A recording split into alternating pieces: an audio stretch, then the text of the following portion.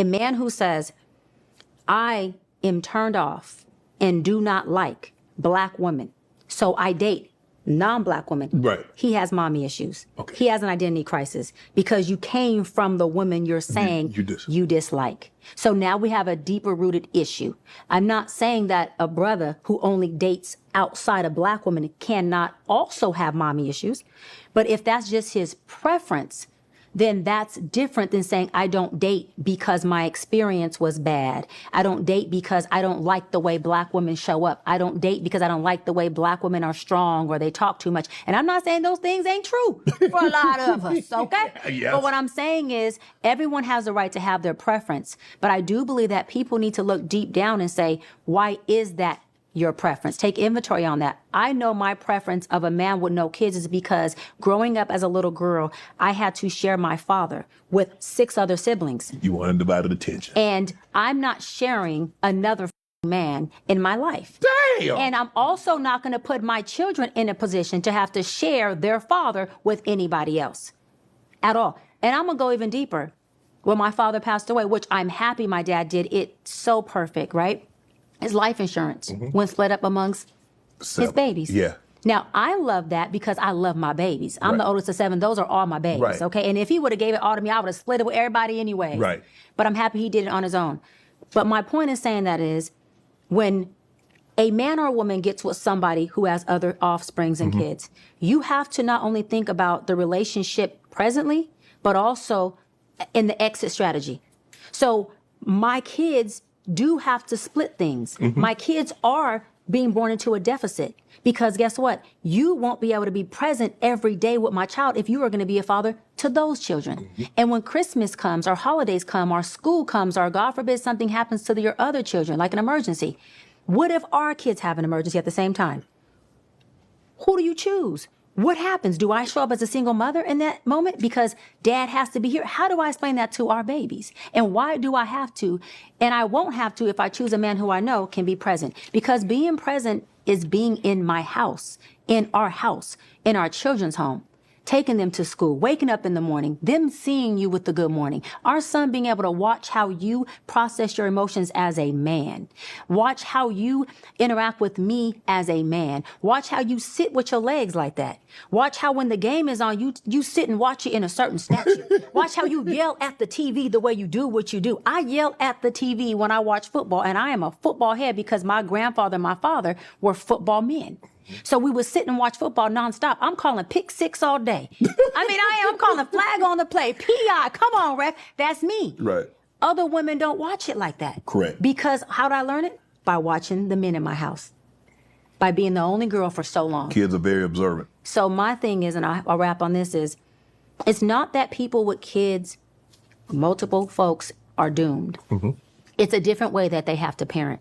Okay. And whether you parent perfectly, not perfectly, but you parent at your best or not, those kids are still going to be in a deficit. And I want to say this part too, because a present parent can also present trauma. So I don't want to make it seem like because if you're in the household, you're not presenting trauma. Because it's also sometimes a parent or a couple that decides not being together will create a more peaceful, healthy environment for the kids and us is the better decision. Yes. So I'm not condoning or advocating for people to stay together in traumatized out, dysfunctional, abusive relationships where they're creating now not just a broken home, but a broken family because they're 2 different things, right? I'm saying you got to do what's best. But if you make decisions at the very beginning that are good, then you are able to date better, marry better, parent better, and you do get kids, even if they choose to detour off, like the Bible says, who have the tools to be better. And that's all that I'm pushing for our community. I'm not pushing that people who are baby mamas or baby daddies to beat themselves up and say they're doomed. That's not what it is. But what I am saying, damn it, is now today, make a better decision. Right. Do something different. Show your kids that there's a different way to do it. And, you know, let's teach folks to get out there and figure out the sense of self. So our divorce rate isn't so high. And let's figure out, Shannon, how we can do more than just make good love and have a drink together. Like, how come we can't have better conversations together? We don't have to be romantic to have good, intellectual, emotionally intelligent conversations. We don't have to have gender wars because we don't agree on a topic. I think I'm gonna get hate for this, but whatever. I approached a black man this week at like a dating event, and he was not interested in me. And that by itself is like not a great story, right? I tried to shoot my shot. He was not interested. I moved on. But immediately after I walked away from this man, he went up to a group of 5 white women and he introduced himself to all of them. And then I kind of observed out of like the corner of my eye for the rest of the evening, this man was only going up and talking to different white women. Later that night, another very attractive black man came in, the exact same thing, only talked to the white women that were in the room. There were maybe 6 or 7 black women throughout. And I could tell, I would look over at the black women occasionally, they would be looking, we would all be observing the same thing. We're all thinking the same thing, right? And as someone who has reviewed a bunch of different like dating events, I have seen this play out so many times where you walk into a room, the black women are looking for other black men and the black men are not looking for black women. Unless the host of the event is like a black person or a person of color. And as much as I say that I am going to start dating outside my race, my mind, whenever I walk into like an event space for dating, my mind will automatically do a little scan for black men. Now, obviously, there are a ton of black men who love black women. I'm not saying that. I'm saying in the event spaces that I have been to that are predominantly white people, the handful of black men that are at those events are not looking for black women. I'm not saying this is the case for like every black man, but I do think when it comes to like as a black man like not liking black women, I do think it comes from some form of like self-hatred or just like, you know, not loving yourself. And the reason I can say this is because this is like literally me. I didn't start liking black girls. Like I'm gonna be real. Like, and when I say black girls, I'm not even gonna say black girls. I'm really gonna say dark-skinned women, right? I didn't really like them until like my freshman and sophomore year of high school, but that's because through elementary through like 8th grade, I was literally, I wouldn't say get bullied, but you know how it was if you was a black man at the younger times. I was getting made fun of my skin color, so I was like, damn, I didn't even want to be seen with like a black girl, cause like, you know, they gonna make the jokes. Also, I grew up in like Kissimmee, Florida, so it's like, nigga, you're around Spanish women all the time. But until I got over that hump and I started realizing to myself, like, nigga, it's cool to be black. That's when I was like, wait, black girls cool as shit and they look good. Like, why the fuck would I even think like this? And I'm honestly ashamed I thought like that, but at the same time I was younger. So I feel like that's why a lot of black men don't be liking like black girls, is because like off the simple fact that it's just a self-hatred thing. Now there could be other reasons, but I think that's like one or like that's like a top 3 main reason. I don't think what Paris said is bad. I don't think what Paris said is bad. Because since when do black men actually like black women? Since when do black men actually like black women? Now, here's the thing. More or less time what I did it. Now, like, Paris basically said that she feels like her biggest allies are white women juxtaposed to black men. And I was kind of like, I don't necessarily, I don't hate that take. I don't get it. And a lot of black people are like, oh, no, there's no way. People forget the mistreatment that black women often face in political spaces with black men.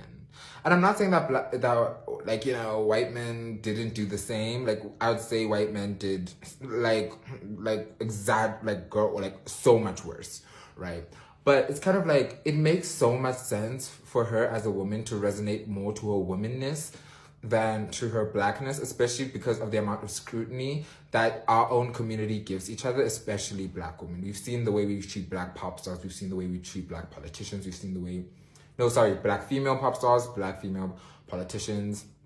You know, we've seen these themes before, even the way we treat black trans women. So it's kind of like, it makes so much sense for her to find home and acceptance in white women rather than black men. Again, this is why intersectionality is important, because you have to understand that to the average black woman who's often not in spaces or in close proximity to white men, the biggest oppressor in that space is black men. So it doesn't make sense. Like, guys, we have dedicated podcasts to just bashing and shaming black men, bashing and shaming black women run by black men. So I don't understand why this take was so controversial. And another thing that you have to understand, that people have personal experiences. A lot of our political takes and opinions come from our own personal experiences navigating this world, right? No one chose to be born into a capitalist, imperialist, white supremacist, patriarchal world. So, and all of our experiences are different according to things that we didn't even choose. For example, our sex, our sexuality, and our economic class. So I don't necessarily find this take as egregious as previous Paris takes. I don't even think that Paris is a bad person. I don't necessarily think that she just because she's prioritizing one aspect of her identity that she's erasing the other. I just think the root of this conversation is what about meism, whereby people think that, oh, because you find pride in your womanness, it doesn't mean you must find pride in your blackness as well. As if the black community is not incredibly broken, as if the black community is not incredibly scrutinized. And this is not a coon take. I love the black community, don't get me wrong. I love me out being black in every single time, every single lifetime. But we cannot deny the reality that the black community is very misogynistic, homophobic, capitalist, you name it, just straight up bigoted, majority, not all,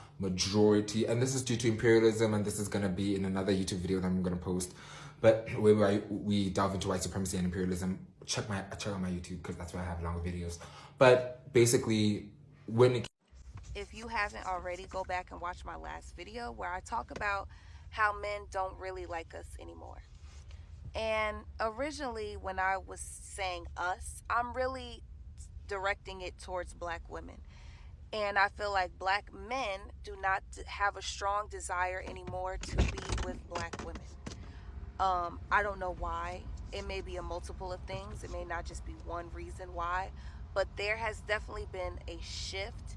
And we see it now all over social media. If you look at your top athletes, top black celebrities, look at their wives, look at their children, look at all of Nick Cannon's baby mamas, Cam Newton's baby mamas, you know, like I can keep going. Like, there's not a desire for black men to commit to black women, and there's not a desire for black men to make black women the mother of their children. Even though they came from black women, they were raised by black women, they grow up, they become successful, and they don't pick us.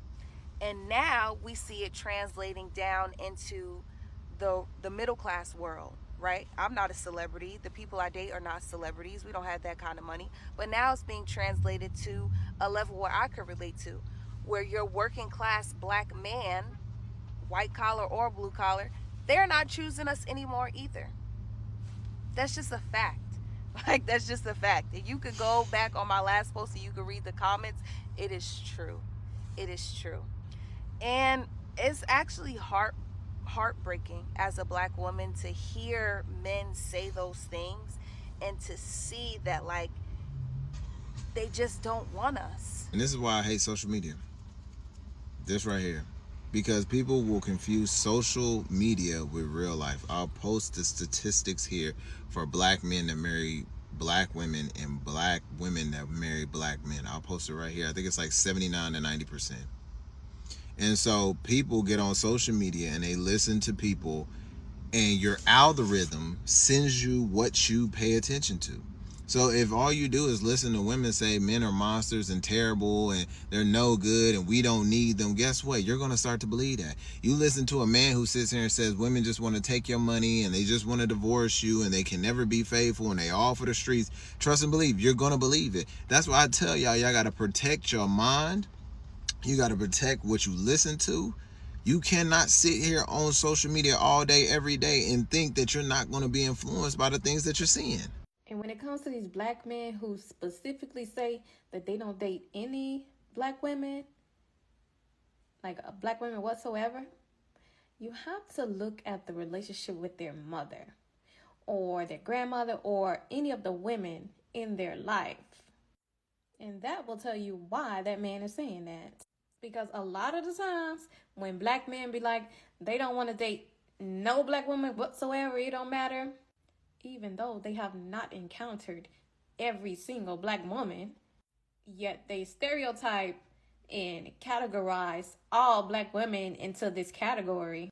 So now to them, all black women ain't shit, or they too this, or they too that, right? So how my mind works, I try to look at the relationship they have with their grandmother, their mother, and if they have a negative perspective of their mama, their grandmama, or the women in their life, the black women in their life, they will take that out on all the black women on this earth. It's not so much as black women are to this, to that.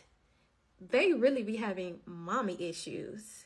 9 times out of 10, it's something internal in them. They have these issues internally. right? Because how can you say all black women are this or that when you have not met all black women? All black women are not the same. All black women are not loud. All black women are not ghetto. All black women don't have a bad attitude. Just like women of other races, all of them are not submissive. All of them are not kind. All of them do not treat you better. There are liars, manipulators, abusers in every race. So if you as a black man is saying that you don't want nothing to do with the black woman, the woman that was made for you, the woman that you create, then that's something internally that you have within yourself. That ain't got nothing to do with us. And it'd be so funny to me how y'all perspectives be like all black women are this or that, but then you go date a white woman who comes from a race of people who enslaved your ancestors and oppress your people to this day. But all white women are not that way. But for some reason, all black women are a particular way. You see how that don't make sense? You need to go fix that. If that's you, you need to work on that within yourself. Don't blame us. I don't feel like black men really be wanting sisters like that. Natural sisters. Let me first say that. Because I feel like y'all want us how y'all want us when it comes to the appearance. Like, y'all want us with the wigs and the lashes and, you know what I'm saying? Like, just glammed up. But you have your sisters who are totally okay in their natural state. Like, I threw this wig on to go to the store, but underneath is very much given little girl from Polar Express hairstyle. And, like, I am very much comfortable in my natural state. And I feel like a lot of men, like, they see us when we put that stuff on, because don't get it confused. We very much can take it there. But then, like, when it comes to us just being in our natural state, they looking at us like, you know what I'm saying? And it's just like, you realize I'm a black woman, right? Like, you realize how my hair grow is different from what this wig is giving. And so I feel like, again, y'all want us how y'all want us. And that's just a physical appearance. Like, I feel like even when it comes down to, like, characteristics, like, y'all don't want what comes with a black woman in the sense of, like, y'all don't be wanting to be held accountable. Y'all talk about y'all want y'all's peace protected, and whole time, like, you the one creating the chaos. Like, you just want somebody who ignorant enough to stick around and deal with your BS and not say nothing about it, when most black women are willing to have those difficult conversations to be able to navigate through the challenges. But you don't want to be held accountable, so you're not trying to hear none of that. And whenever she does go to start expressing things that need to be addressed, you see it as her being confrontational or being aggressive and all the other things that us black women get labeled as. And whole time, we just trying to do what needs to be done for us to continue to elevate, but you want to keep staying stuck, being stagnant, doing the silly stuff that you're doing that's only hindering the relationship from growing,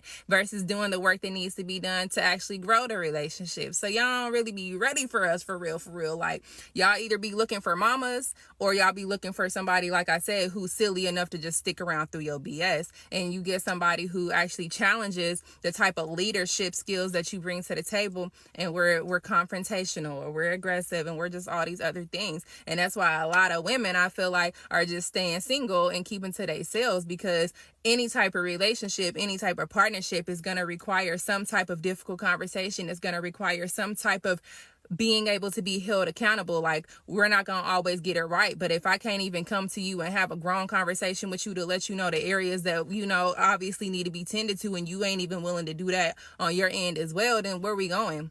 We going to be stuck. You know what I'm saying? It might be cool for a little minute, but then it's not going to continue to grow and elevate. Y'all don't be wanting no sister for real.